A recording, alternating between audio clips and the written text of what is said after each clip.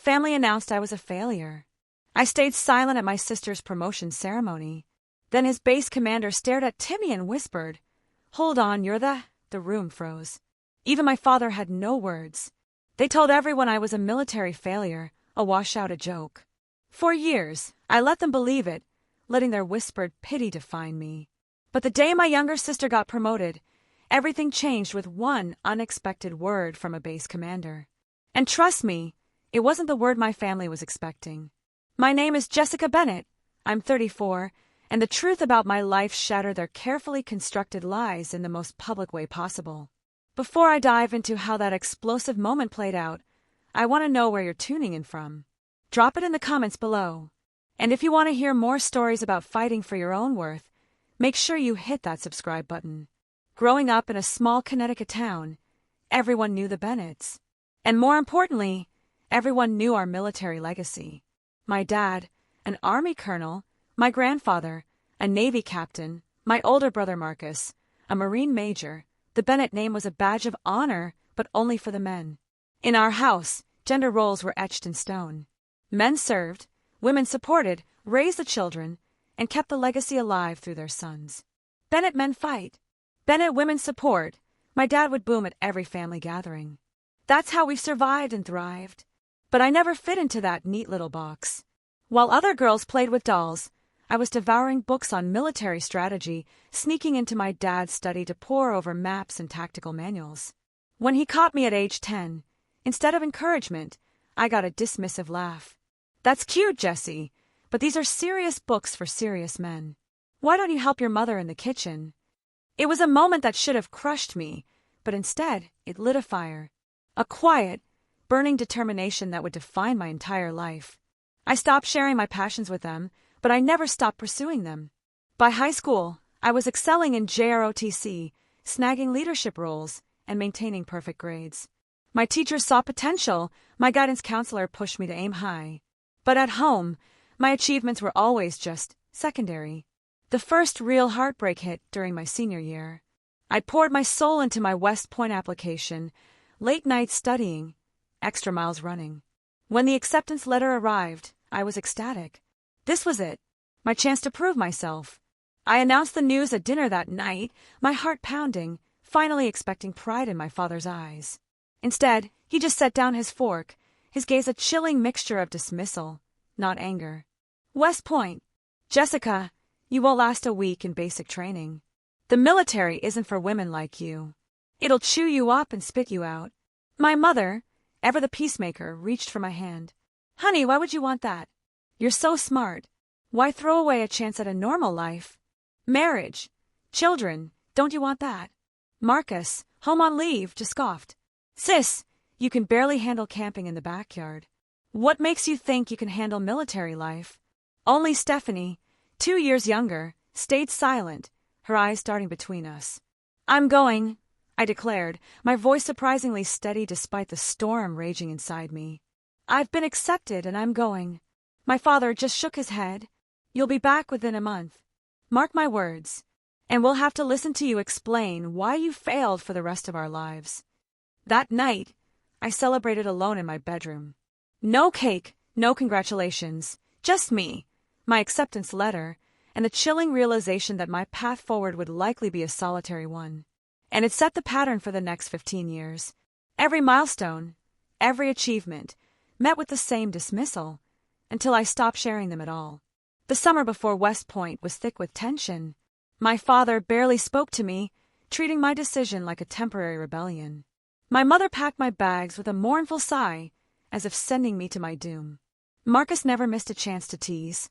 Stephanie remained the quiet observer. The night before I left, my father said, "There's no shame in admitting when something isn't for you.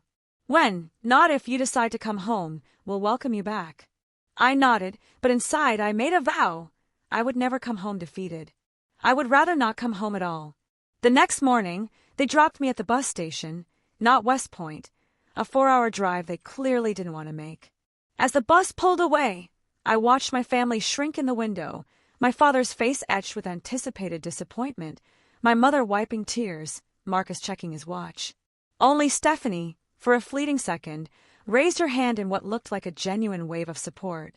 It was the last time I'd allow myself to look back for a very long time. West Point hit me like a physical blow. Nothing could have prepared me for the sheer intensity. The shouting, the discipline, the physical demands that pushed me past every limit I thought I had. That first night, my body screaming, my mind reeling, I wondered if Dad had been right. Had I made a terrible mistake? I wrote letters home in those first weeks, not for their support, but to prove I was still there, still fighting. Their responses were infrequent, brief. My mother's notes filled with local gossip and veiled suggestions to reconsider. My father didn't write at all. But amidst the struggle, something unexpected happened. I found my rhythm, my strength. And more importantly, I found people who saw me. Diana Lewis became my first true friend at the academy. She never questioned if I belonged. When I aced an exam, her congratulations were genuine. When I struggled, her support was unwavering. "You're going to make one hell of an officer, Bennett," she told me one night. "I'd follow you into battle any day." After years of dismissal, it felt revolutionary. Then came the setback that nearly broke me. In my second year, a serious leg injury during training. Surgery, months of recovery, confined to the medical facility, watching my classmates move on without me. Doctors whispered about medical discharge, about no shame in recognizing limitations. Those words echoed my father's predictions, haunting my dreams. But then Captain Rebecca Mitchell, a decorated officer, visited my room. "I've been watching your progress, Cadet Bennett," she said. "Before your injury, you were on track to graduate in the top 5% of your class." I looked away. "That doesn't matter much now, ma'am." "It matters entirely," she shot back, "because it tells me exactly what you're capable of. This injury, it's just aita, another problem to solve. And from what I've seen, solving problems is what you do best." Captain Mitchell visited constantly, bringing tactical problems, leadership scenarios. When I could finally begin physical therapy, she arranged extra sessions, pushed me harder. "The military doesn't need more soldiers who've never faced adversity," she told me. "It needs leaders who know exactly how to push through it." With her mentorship and my own stubborn grit, I not only recovered but excelled.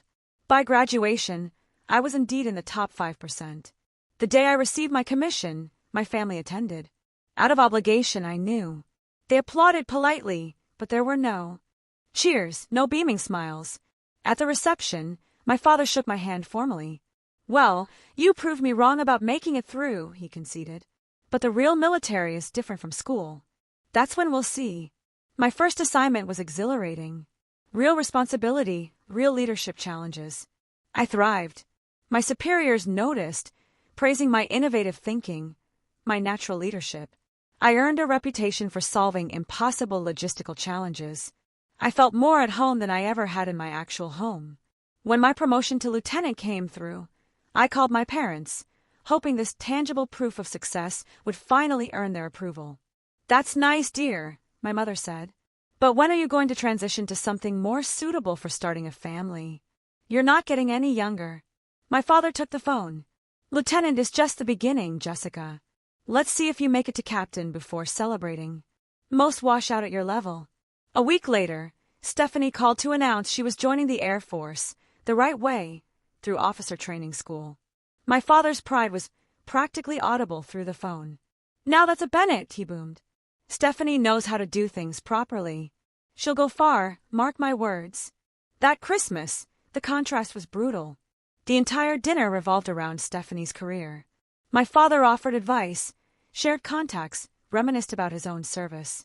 When I tried to share one of my own achievements, he cut me off. "Jessica's playing at being a soldier in between filing paperwork," he told the extended family with a dismissive wave. Meanwhile, Stephanie is following the real Bennett tradition. Something broke in me that night. After dinner, when my father cornered me again, explaining why I'd never truly succeed in the military, I made a decision. "You know what, Dad? You're right. My path is different. So different that from now on, I'm not going to bore you with the details." He actually smiled, interpreting my words as an admission of his correctness, not the boundary they actually were. From that moment, I stopped sharing my military career with my family. No updates on promotions, no stories of deployments. If they asked, I gave vague answers. The usual, same old paperwork. Eventually, they stopped asking altogether. What they didn't know couldn't be diminished. What they couldn't see couldn't be dismissed. My silence became my shield, and behind it, I was free to excel on my own terms. While my family believed I was stagnating in some obscure admin role, my career accelerated at an unprecedented rate. My problem-solving skills and leadership caught the attention of senior officers. In 2008, I was selected for a coveted position within Special Operations Command, a role requiring top security clearance, placing me at the center of some of the military's most sensitive missions. The washout rate was over 70%. When I got the news, I celebrated alone in my apartment with a single glass of champagne. There was no one to call, no one who would understand what this achievement truly meant. It was during this assignment that I met Ryan, an intelligence officer whose analytical mind mirrored my own. Our relationship grew slowly, built on mutual respect and shared experiences civilians could never truly grasp. When we married in a small ceremony on base, my family attended, looking utterly out of place among my military colleagues. "What exactly does your husband do?" my mother whispered during the reception. "And what do you do now? You've been so secretive." "We both work in military intelligence," I answered truthfully but vaguely. "That's all I can really say." My father, naturally, interpreted my secrecy as embarrassment. He cornered Ryan by the bar. "Jessica was always stubborn about the military thing," he told my new husband. "Never wanted to admit it wasn't for her. Good to see she found someone who understands the system better than she does." Ryan, to his credit, remained polite despite his confusion. Later that night, as we prepared for our honeymoon, he finally asked, "Why does your family think you're some kind of military failure? Your father talked to me like I was babysitting you through a career you can't handle." I sighed, finally sharing the full, frustrating history of my family's dismissal. "It's easier this way. They've created a narrative about me, and anything I say just creates conflict. So, I let them believe what they want. But you're one of the most respected officers in your division," Ryan protested. "Your work has literally saved lives. How can they not know who you really are?" "Because they've never wanted to," I answered simply. As my security clearance increased, so did the legitimate reasons for my privacy. My rapid promotions continued, fueled by successful operations that earned commendations I couldn't display and recognition I couldn't acknowledge outside classified circles. Meanwhile, my family's narrative about me evolved. Now, I wasn't just failing at a military career, I had mental health issues that explained my privacy and reluctance to discuss my work. This new story spread through family gatherings like wildfire. "Such a shame about Jessica," I overheard my aunt telling a cousin. "Military experiment didn't work out, and now she's too proud to admit it. Mary says she's got anxiety problems now. Can't even talk about what she does." My mother did nothing to correct these misperceptions. Instead, she fed them with concerned glances and vague references to supporting Jessica through her challenges, all while still trying to fix my real problem, my focus on career over family. "I met the nicest young man at church," became her standard greeting during our increasingly infrequent phone calls, despite my marriage to Ryan. "He's leaving the service to start his own business, much more stable for raising children." While my family constructed this fictional version of my life, Stephanie continued along her conventional military path. She advanced at a normal rate, earning standard promotions and assignments that my father celebrated as exceptional achievements. Every family gathering featured updates on Stephanie's latest accomplishment, always followed by a concerned glance in my direction and a quick subject change. "Stephanie's been selected for the leadership training program," my father announced proudly during one Thanksgiving dinner. Following in my footsteps, just as a Bennett should. He then turned to me, lowering his voice to what he probably thought was kindness. "Not everyone is cut out for advancement, Jessica. There's no shame in serving in a supporting role." Ryan squeezed my hand under the table as I nodded and smiled, knowing that just the previous month, I had designed the strategic framework for the very program Stephanie was entering. After that holiday, Ryan and I made the difficult decision to limit our family interactions to major events only. The constant dismissal was taking a toll on both of us. "I hate watching them underestimate you," Ryan confessed. "It makes me want to tell them exactly who they're talking down to." I appreciated his protectiveness, but knew the revelation would only create more problems. They wouldn't believe you anyway, I told him. They'd just think you were trying to protect my feelings. Then came the mission that changed everything. A classified operation involving multiple military branches, requiring coordination at the highest levels. The planning was intense, the execution flawless, the results significant enough to earn private recognition from military leadership that couldn't be publicly acknowledged. In the aftermath, I was approached about a specialized leadership track, one that would place me on an accelerated path to becoming one of the youngest female generals in our branch's history. The selection was based on years of field performance, strategic thinking, and leadership potential. When the promotion came through, the ceremony was small and private due to security considerations. Ryan was there, along with a handful of colleagues with appropriate clearance levels.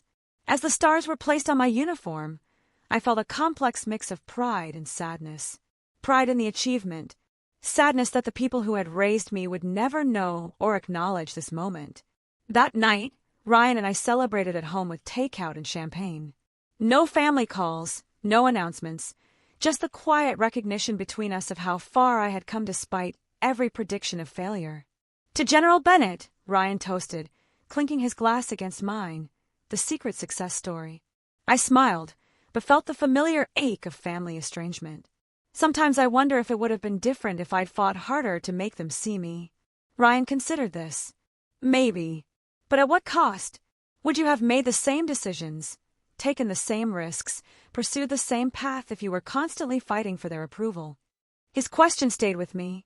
Had the distance from my family actually enabled my success, rather than detracted from it?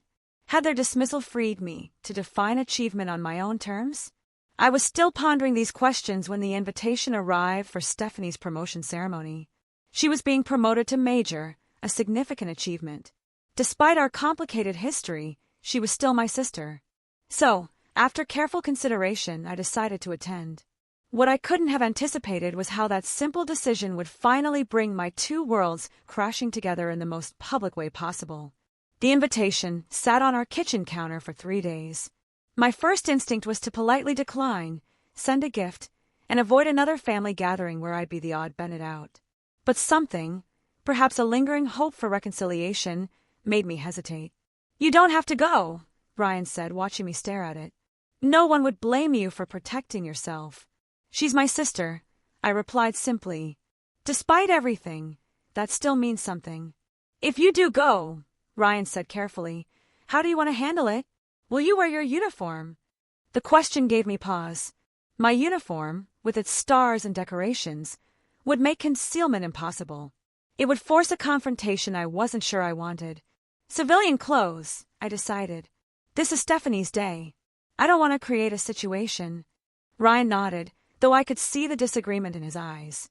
"I have meetings I can't reschedule, but I can try to join you later if you want support." "I'll be fine," I assured him, with more confidence than I felt. "It's just a few hours." The morning of the ceremony, I chose my outfit carefully. A conservative blue dress, minimal jewelry, hair pulled back neatly. Professional, but unmistakably civilian. As I drove to the Air Force Base, I rehearsed responses to the inevitable questions and comments, bracing myself for the subtle digs and dismissals that had become family tradition. I arrived early, hoping to slip in quietly, but my mother spotted me in the parking lot. "Jessica, over here," she waved enthusiastically. My father and brother stood beside her, both in civilian clothes, but wearing their military pride like an invisible uniform. "You made it," my father said, his tone suggesting he'd expected otherwise. "Good to see you making an effort for your sister's big day." "I wouldn't miss it," I replied evenly. As we walked, my mother linked her arm through mine, a gesture that felt more restraining than affectionate. "You look nice, dear. A bit thin, perhaps. Are you eating properly? And your hair. You always had such pretty hair when you wore it down." Before I could respond, we were approached by a group of officers. My father straightened, shifting into his colonel persona. "Colonel Bennett." One of them greeted him warmly. "It's an honor. Your daughter Stephanie speaks highly of your service." "The honor's mine," my father replied, shaking hands firmly. The Bennett military tradition continues strongly with Stephanie. He placed a hand on my shoulder. And this is our other daughter, Jessica. She tried the military route for a while, too, but it wasn't a good fit. The officers nodded politely in my direction, their interest visibly diminishing. Jessica has a desk job with the government now, my mother added in a stage whisper. We don't ask too many questions. She gets anxious talking about work. Heat rose in my cheeks, but I maintained a composed expression. This was nothing new. As we entered the hall, more introductions followed, each featuring some version of my failure narrative. Marcus joined in, adding colorful embellishments about how he'd always known Jessica was too sensitive for military life. Remember when she cried during that war movie? He reminisced to a group of his Marine friends. Should have been our first clue that playing soldier wasn't going to work out for her. Throughout these exchanges, Stephanie remained uncomfortably silent. When our eyes met, she offered a small, apologetic smile, but made no move to correct the family narrative. Her silence felt like complicity. By the time we were seated, my jaw ached from maintaining a pleasant expression while being systematically diminished. The weight of years of dismissal pressed down on me, heavier than it had felt in a long time. I found myself contemplating a discreet exit, a sudden work emergency. As I considered my escape, memories flooded back. My father's prediction I'd wash out, my mother's constant suggestions of suitable careers, Marcus's mockery, Stephanie's silence.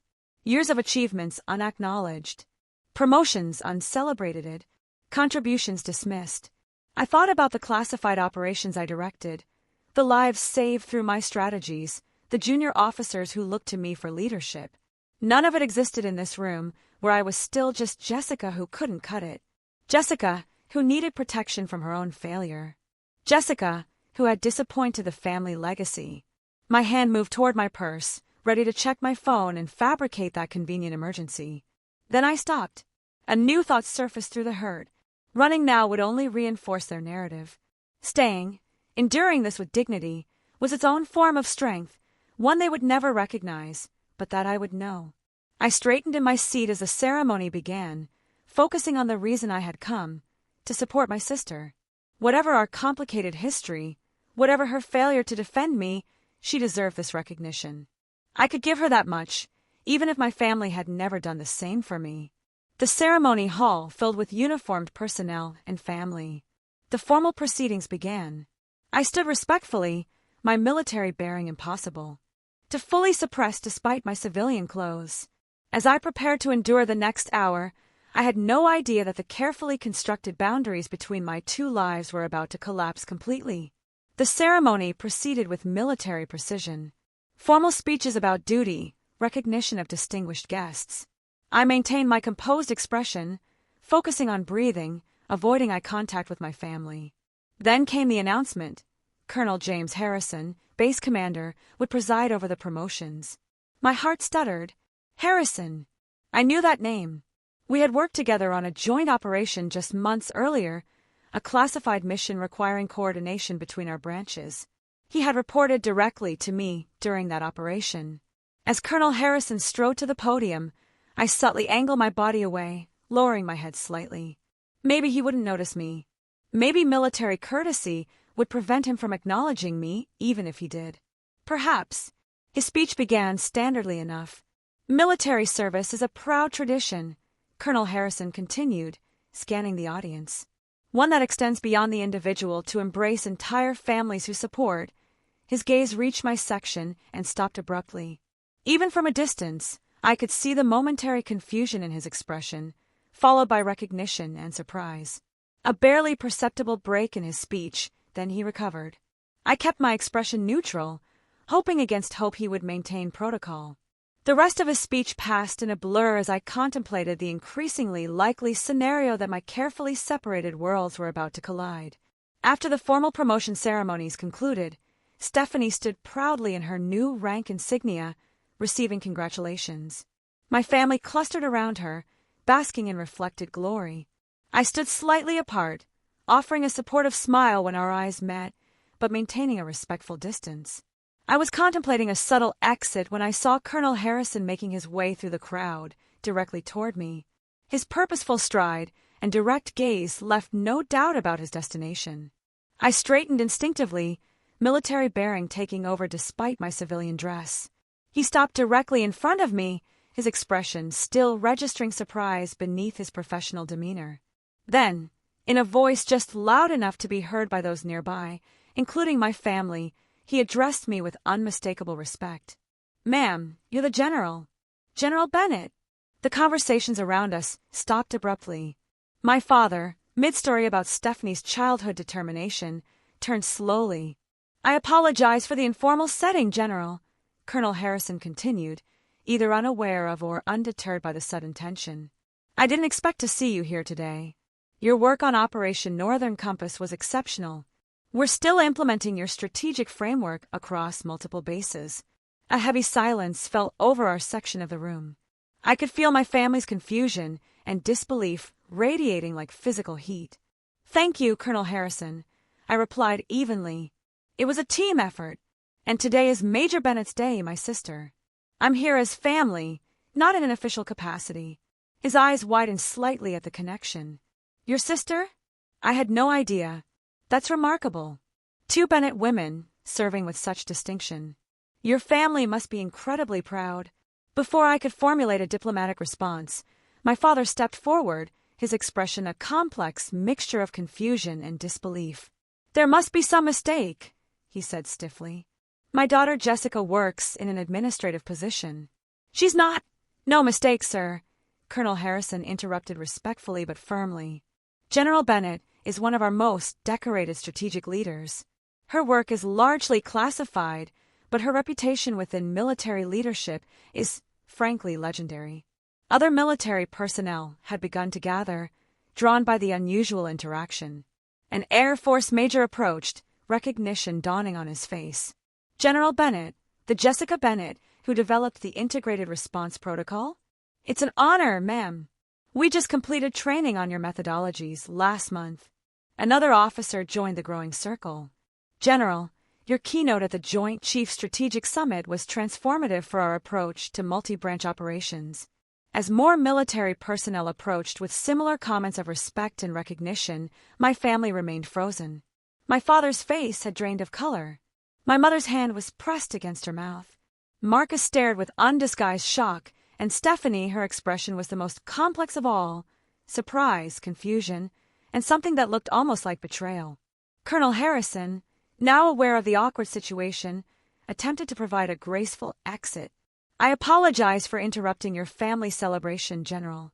Perhaps we could schedule a meeting next week to discuss the expansion of a training program." "Of course, Colonel. My office will contact yours." With a respectful nod, he withdrew, taking most of the other officers with him. In their wake, the silence among my family was deafening. My father was the first to speak, his voice barely controlled. "What exactly is going on here, Jessica?" I met his gaze steadily. "Perhaps we should discuss this privately." "Yes," my mother agreed quickly, her social instincts kicking in despite her obvious shock. "Let's find somewhere quiet." We moved as a unit to an empty conference room. As the door closed, the questions erupted. "General," my father's voice was incredulous. "What kind of game are you playing?" "When did this happen?" my mother demanded. "Why would you keep something like this secret?" "There's no way," Marcus shook his head. "There's absolutely no way you outrank all of us. This has to be some kind of mistake." Stephanie remained silent, watching me with an unreadable expression. For a moment, I considered continuing my years-long practice of deflection. Then I looked at their faces, confused, angry, hurt, and realized the time for hiding had passed. Whatever the consequences, truth was the only path forward. "It's not a mistake," I said quietly, firmly. "I am a general, have been for over a year now. Before that, I held progressively higher ranks that I never discussed because it became clear very early in my career that my achievements would never be recognized as valid by this family." The bluntness of my statement seemed to stun them momentarily. "But how?" my mother finally asked. "How could we not know?" "Because you didn't want to know," I replied simply. "Because it was easier to believe I had failed than to reconsider your assumptions about who I could become." My father recovered his composure first, anger replacing his initial shock. He closed the distance between us, his voice lowered but intense. "So this whole time you've been what? Laughing at us? Playing some kind of elaborate game? Letting us believe you were struggling while you were actually succeeding. I finished for him. No, Dad. I wasn't laughing. I was protecting myself from exactly this reaction. The disbelief, the questioning, the immediate assumption that something must be wrong about my achievement rather than your perception.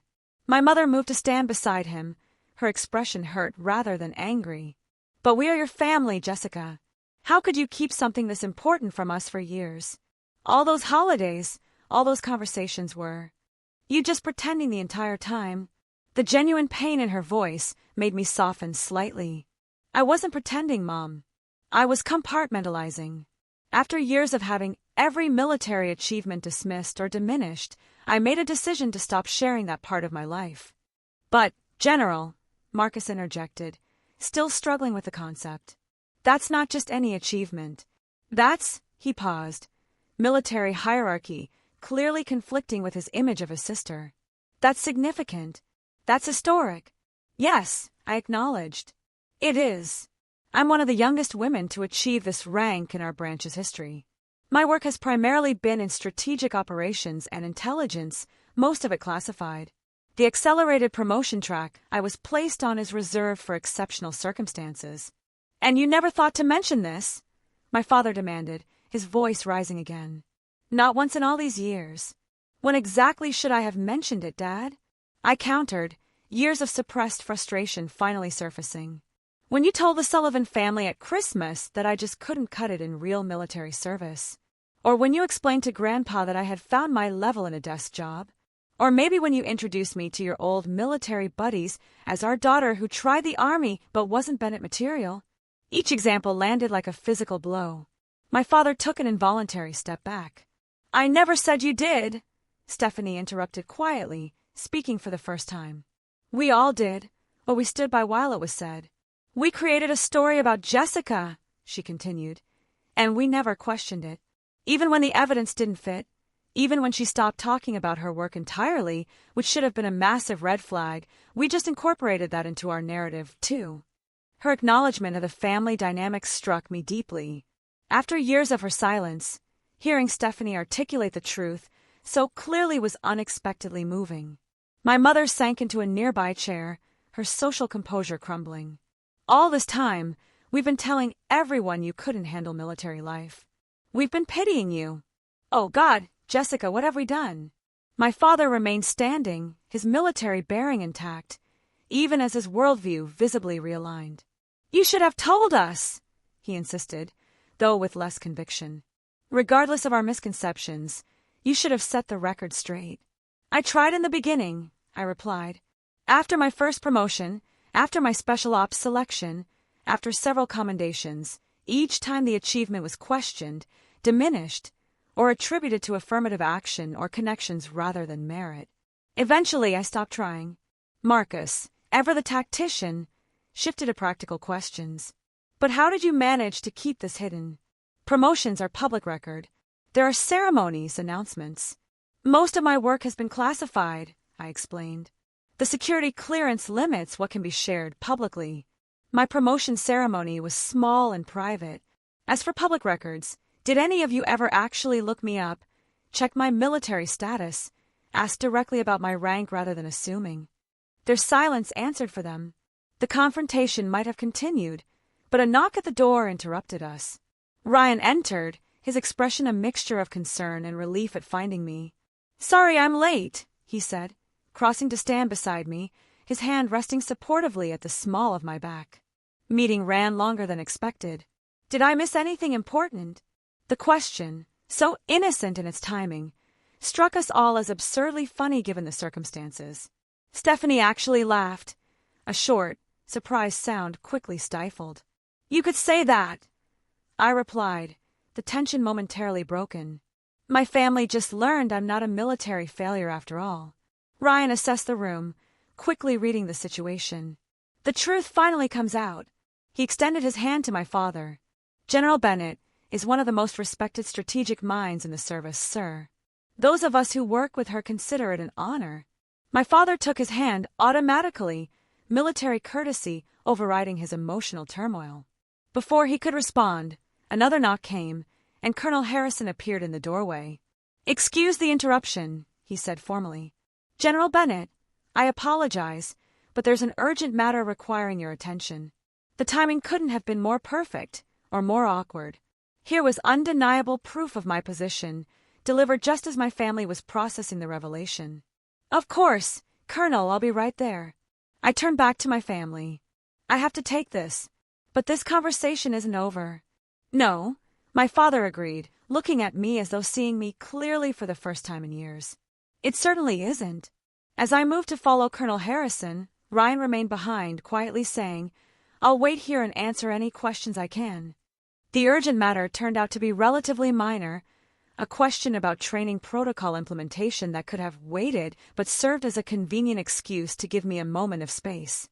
After resolving it quickly, I paused in the empty hallway, gathering my thoughts before returning to the family confrontation. Through the partially open door, I could hear Ryan's voice as he spoke to my family. "She never wanted to embarrass any of you," he was saying. "That's why she didn't correct the record publicly. But you should know that while you were telling everyone she failed, she was receiving commendations for operations that saved American lives." My father's response was too quiet to hear, but Ryan's wasn't. "With all due respect, sir, what you can't believe doesn't change the reality. Your daughter is exceptional at what she does. Anyone who served with her knows it. The only people who don't are sitting in this room." I took a deep breath and re-entered the conference room. The atmosphere had shifted subtly, still tense, but with the first hint of possible reconciliation. My father turned to me, his military bearing still intact, but his expression uncharacteristically vulnerable. "I think we need to start this conversation over," he said quietly. "There's clearly a lot I don't know about my daughter."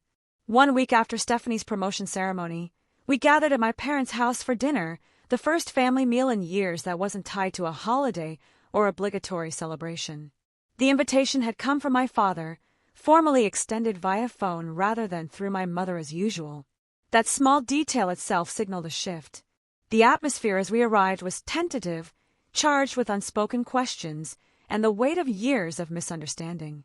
My mother greeted us at the door, her usual social polish tempered by a new uncertainty.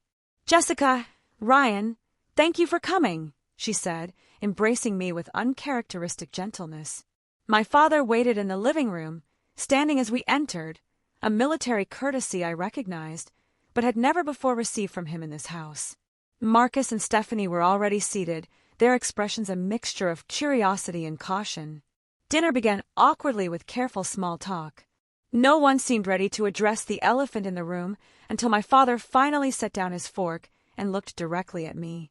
"I've been doing a lot of thinking. This past week," he began, his voice steady, but lacking its usual authoritative tone. "And I owe you an apology, Jessica. Several apologies, actually." The statement was so unexpected that I found myself momentarily speechless. "I made assumptions about your capabilities based on outdated thinking," he continued. "I dismissed your achievements without ever really seeing them. And I created a narrative about your military service that was completely false." He struggled visibly with the next words. "It's not easy to admit I was wrong, especially not about something so fundamental. But I was wrong about you, Jessica. Completely wrong." My mother reached for my hand across the table. "We all were, dear. When Colonel Harrison called you General, I thought it must be some kind of mistake. But then Ryan explained about your work, your rank, everything you've accomplished. I just kept thinking, how could we not have known?"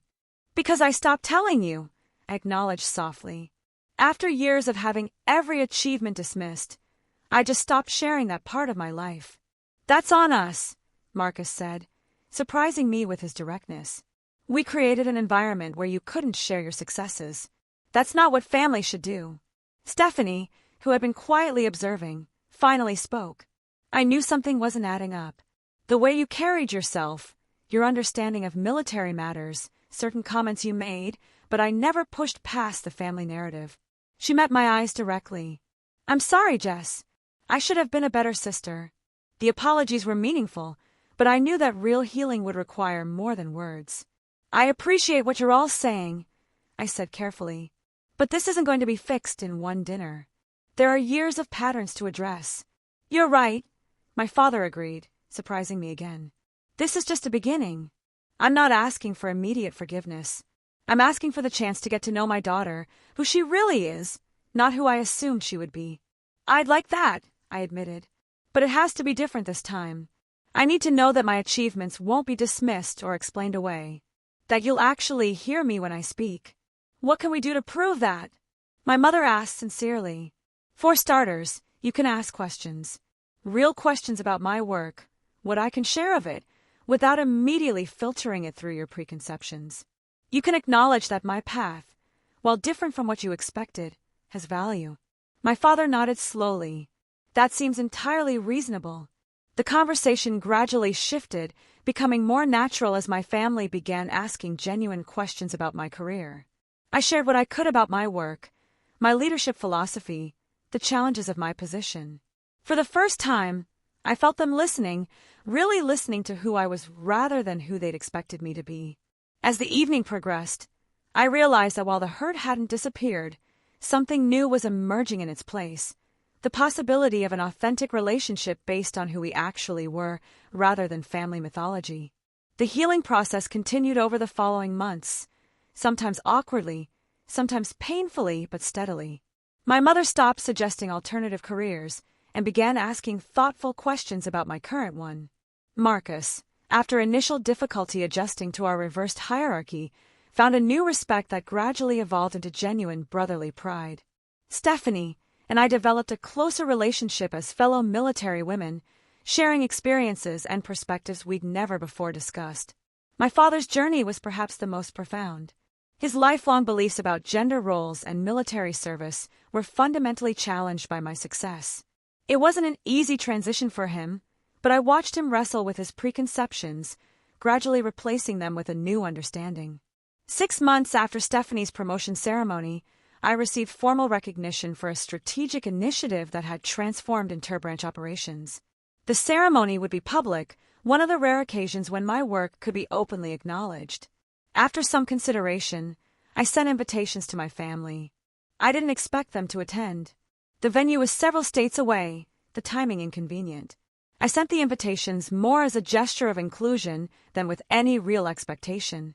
So when I stepped onto the stage and saw them in the audience, all of them, dressed formally and sitting attentively, I momentarily lost my composure. My father sat straight-backed in his seat, his expression solemn, but his eyes unmistakably proud. My mother dabbed at tears beside him. Marcus and Stephanie, in uniform, stood at respectful attention. After the ceremony, as we gathered for photographs, my father approached. For a moment, he simply looked at me in my full dress uniform, stars on my shoulders, medals across my chest. "I was wrong about you," he said quietly. "I've been wrong about a lot of things, but I'm learning." He extended his hand formally. "Congratulations, General Bennett. Your service honors our family."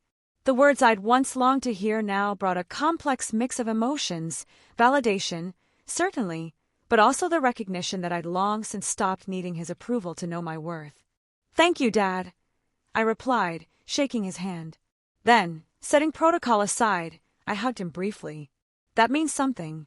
But you should know I would have done this, even if you never recognized it. I had to learn to define success on my own terms." He nodded slowly, understanding dawning in his eyes. "And that, I suspect, is what makes you a good leader." In the months and years that followed, our family relationships continued to evolve.